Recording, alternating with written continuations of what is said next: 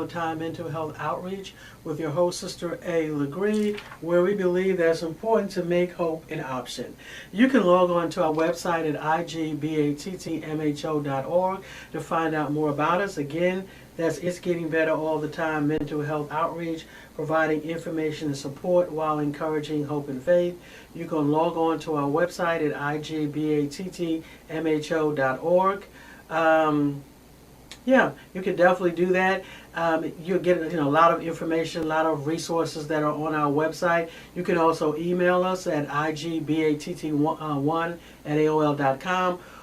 Go onto our website, let us know what you think of it. We're in the process of making some changes, but updates for 2024. But definitely log on to the website, email us, write us, just let us know any questions that you might have, any topics you would like for us to discuss, or any criticisms, anything that you're interested in. Okay?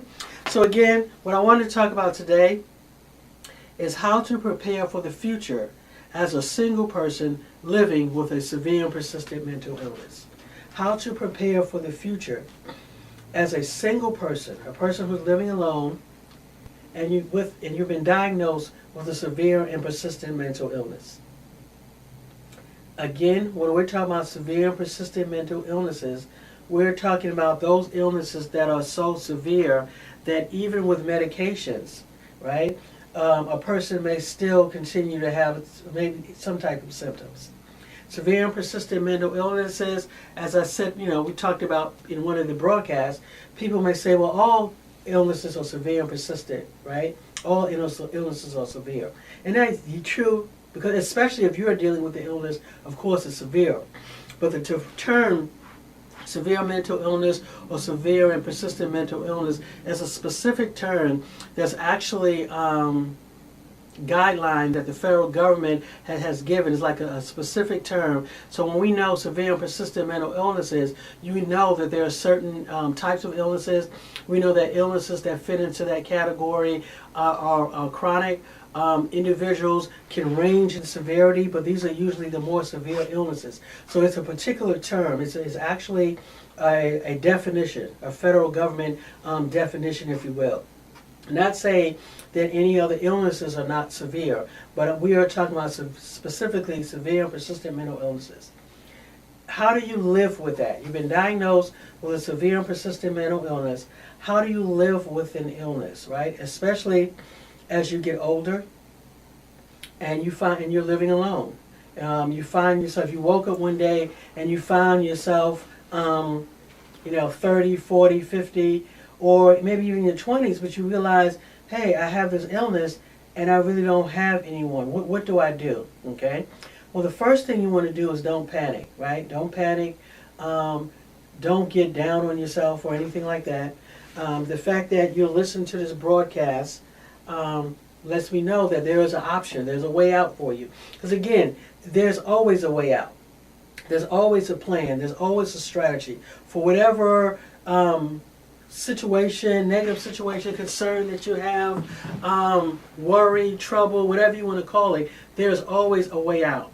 It's just a matter of finding the right strategy, talking to the right people, getting the right resources to help you inform your decision, but there's always a way out. So never panic. It's just that you never thought about it. So now you're now thinking about it, and it's for some people feels overwhelming, but don't let it be, right? Because today what we're talking about is how to prepare for the future as a person living with a persistent mental illness, especially if let's say you're alone, a single person, okay? How do you prepare? Number one, start preparing now. So that's number one. Okay, so one of the things that I have here, and again, this is not necessary in particular order, and you may have some other ideas. But number one, if you don't already have, develop a support network, okay? We are not meant to live alone. Many people who are introverted are not really introverted. There are people who've been hurt. There are people who are afraid. There are people who are allowing bad things that have happened to them to no longer trust people, okay?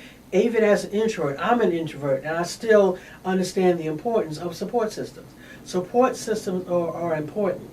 God never created any one of us to live life in a vacuum, to live life alone. Your support systems may not look like mine and vice versa, but you are not meant to live alone. You are not meant to, I don't like people, people hurt me. That's true. People do hurt people. People are mean to people, but that's not everyone. You can't let those negative things cause you to wall yourself in. Because sometimes some of us are so walled in that you don't have anybody. Okay, you on one hand you're like, yeah, I don't have anybody, and I don't want anybody. I don't want to be around people until something happens, and then it hits you. Then you realize you're depressed until you have to go into the hospital, and for example, and they're asking you to name a next of kin. Do you have someone that we can list, that we can call in case you need someone? And now you don't have anyone, right? And now you feel bad. You don't have to put up a wall or be angry or anything like that. Now it's time to plan. Number one, realizing you got to develop a support system, right? A support network. It's going to look different for different people. What happens when we're living with a severe and persistent mental illness, sometimes you're so focused on the illness. You're focused on managing your health. You're so focused on what you have to do, the runaround, the medications, the doctor, that you don't realize that you're a person. You don't realize that you're a person. You don't realize that you were put here for a reason, that God created you for a purpose, for a reason, and that the illness doesn't define you. That illness doesn't stop you from being who God called you to be. The only thing that stops you is your view of the illness. If you view the illness as something that's insurmountable, something that you can't overcome, that there's something wrong with you, if you believe all of those negative thoughts and you start acting accordingly, then yeah, you're not going to move forward in your life. You're not going to fulfill the plan that God has for your life. But remember, that is not God's plan. We can't let the illness bully us, right? Because having an illness, a chronic illness, especially when you're dealing with symptoms and, you feel different than other people, and you know that you are different from other people. It can bring embarrassment, it can bring shame, it can cause you to kind of withdraw from life without even realizing it. Without even realizing it, you start playing small. You start feeling like you can't do certain things, or shying away from certain things, or feeling like, I can't connect with people, or, I got to be by myself. And before you know it, your life gets smaller. It's like for someone who's dealing with anxiety, right? You start out being anxious about being around people. Then you're anxious about getting in the elevator. Then you're anxious about driving. And what happens is, before you know it, your life gets smaller and smaller and smaller. And before you know it, the anxiety has walled you in, right? It's the same thing with a severe and persistent mental illness. Realizing that it's an illness. It has to be managed. It doesn't have to define who you are. It doesn't have to take total control of your life. You can take control of your life. Remember, you have a destiny. You have a plan. God created you you have a reason for being here. So number one, it's important to develop a support network. Develop a support network by thinking about who you were without the illness, before the illness. Before you allowed the illness to become your everything. Who were you?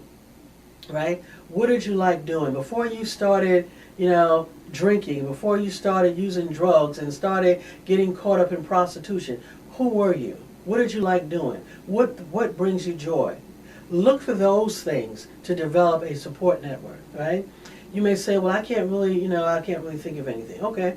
Then the next thing you want to do, if that doesn't work for you, you can think about support networks, communities that are already built around your illness. So if you have diagnosed with schizophrenia, diagnosed with bipolar, for example, there are support groups that you can get involved with. Excuse me. There are support groups. There are groups like AA. There are groups like alcohol, I said AA, NA. There are all different types of groups. There's NAMI, National Alliance for Mental Illness. There are so many groups that you can connect with. Because remember, support systems, you want to build them now while you can. You can connect to a church. You can connect to a faith-based organization. You can connect to any organization, any group. You can find what interests you, and then look for a group. If you like to sing, maybe join a local karaoke group, whatever you like doing, right? It's important that you find something that works for you. It's important that you find a group or a support network that works for you, because here's the thing. As I kept saying before, we were not meant to live in a vacuum. But one thing what a support network would do, they will provide you with resources and ideas that you might not have ever thought of, right? You might not know where to go get certain things, what certain type of resources. But the more you connect with people, the more that happens. Because again, don't be, hide behind the excuse, well, I'm an introvert, okay? That does not have anything to do with you not having a support system. Your support network may not be hundreds of people, but it could be one or two, okay? Don't let your, sometimes we think we're a certain way. Okay, this is how I am. And the reality is, we are that way because of the illness. We're saying that we're that way. We're that way because we're settling. We're that way because we allow our illness, those negative thoughts, those chronic thoughts, those thoughts that are not helpful. Because if you're having thoughts that take you away from the plan, that take you away from living, that keep you small, then those thoughts are not helpful. But see, the thing about those types of thoughts, they're protective thoughts, because then I don't have to worry about being hurt. I don't have to put myself in a situation where people can take advantage of me, or where I feel vulnerable, or where people will laugh at me, right? So we create this life. We tell ourselves that I'm not this, when it's not really true. You don't know who you are. Right? Because who you are and who you think you are is developed around your deficiencies or around other people's deficiencies. Once you allow yourself to live fully, to be fully present, then you can find out really who you are, what it is you really don't like. You are a victim of sexual abuse. You don't really know who you are because that was taken from you, right? You just decided who you are based on something negative, whether it's abuse, physical abuse, whether it's a disease, whether it's a sickness, right? You owe it to yourself to really find out who you are. And the only way you're going to do that is to put yourselves in situations where you may feel a little uncomfortable. But again, those support systems are important. And I harp on that because a lot of people will say to me, no, I don't like people. Think about it. Why are so many of us against people when it's people who have your answers? When it's people who can make life better for you? When it's people out there who can support you? Okay, so just kind of keep that in mind. So again, develop a support network. Number 2, as much as possible, auto-renew your medications. Find the right pharmacy, right? First of all, let me back up. Think about what it is that you need to live, okay? In order to live, what would you need, right? Think about, pull out a pen or paper and say, okay, if I couldn't come out of the house for 30 days, there was no DoorDash, there was no delivery, okay, no food delivery, there was no no delivery, no Walmart delivery, nothing like that. How would you live? Okay, what would you need for at least 30 days, right? So that means you would need food. You would have a supply of medications. You want to have a supply of whatever it is that you need, right? You want to have phone numbers. You should have phone numbers to people in case something happens. So start thinking about that. Okay, if you're living alone with a severe and persistent mental illness, you want to think about, okay, I should always have enough food. I should always have enough canned goods. I should always have enough tissue. I should always have enough to last me 30 days if I couldn't call DoorDash, if I couldn't call no delivery, okay? Do I have enough to sustain myself? Do I have enough medications? Because remember, I don't have anybody to call, right, in this scenario. So again, you always want to plan. Goes back to your medications. Do you have enough medications to last you 30 days? And it's important to be on auto renewal, which is my third thing. Take advantage of the community resources that are out there. How do you take advantage of them? First of all, you have to know what's out there. Okay? You have to know what community resources are out there, and you want to begin to explore them now, so in the event you need to utilize them, you'll already have information about them. But you can't do that unless you're really thinking critically about what is it do I need. Okay, I'm a person living alone with a severe and persistent mental illness. What do I need to live in the short term and in the long term, right? So short term, having the medications, having the food, as much as possible, knowing with resources. Connect yourself to a community mental health if you can. Agency if you have one in your area. I know some people prefer doing the individual therapist, and that's great. But if you have a severe and persistent mental illness, it's also would be great for you to connect to a community mental health or a community agency, whether it's a peer support or private agency, public agency, because the more people, the better, right? If the only peer person you have is one therapist, what happen if that therapist, has an emergency and you can't get to him or her, right? But if you're connected to an agency, you have a team, right? So the chances are, if you can't reach your particular psychiatrist or your particular therapist, there is someone there that can help you, that can support you. So again, when we talk about how do I prepare, how do I live as a single person with a mental illness, it starts by, number one, preparing now. Number two, thinking about what you need critically. What do I need, right? Don't do like I do sometimes, and I know some of you do it too. When you say, okay, let me put together a emergency kit for my, in case I get snowed in, and then you go and you just pull any crazy, not crazy, but any canned goods. Okay, I'll put this in here, I'll put this in here, I'll put this in here. Things that you're not even really going to eat, right? That you don't even like. You just picked it up just to have in the, to say you have a kit. No, you want to really think about, I need to put together, what is it do I really need? Okay, I'm living alone.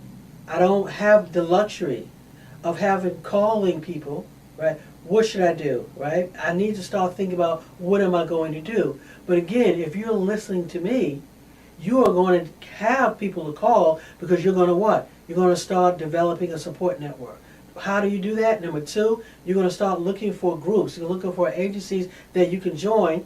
Three, if nothing else, you're going to connect to a community mental health agency, a peer support agency. You're going to connect to NAMI. You're going to connect to other people.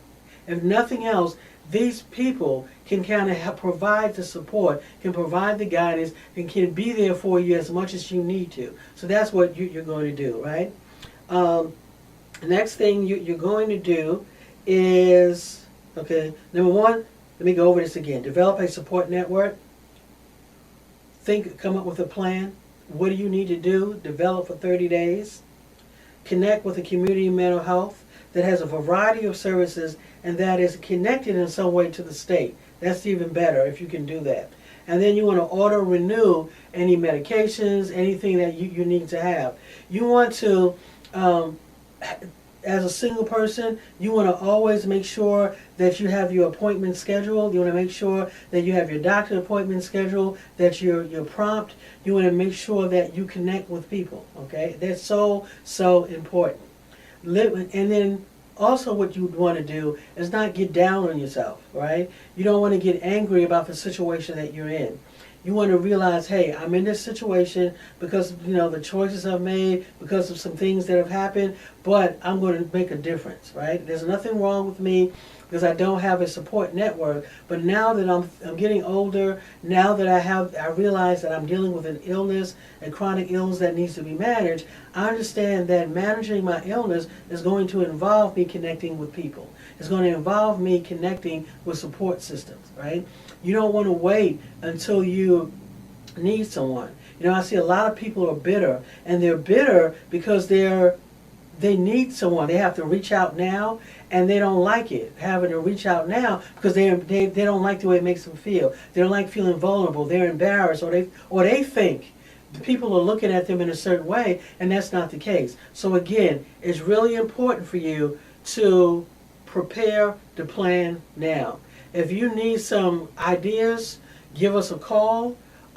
Reach out to us, 1-800-216-9015. Email us at igbattmho.org. Go onto our website, or you can email us at support@igbattmho.org. Okay? So definitely preparing is the number one thing that we can do. when you're living with a severe and persistent mental illness. I'm just looking because my computer's about to go down. So that's so important. How do you prepare for the future as a single person? Well, number one, realize that you do have a future to prepare for. Number two, pull out a pen or paper and begin to write down what you need. Write down what you need. Also, you want to begin to think about the people in your life who you can reach out to, right? You want to think about the people in your life that you can reach out to. And you may say, I'm sorry, my computer was acting up here. You might say, well, I don't have anybody. This is a time to develop support networks, okay? This is a time to do that. And again, the network will look different. It doesn't have to be a whole bunch of people.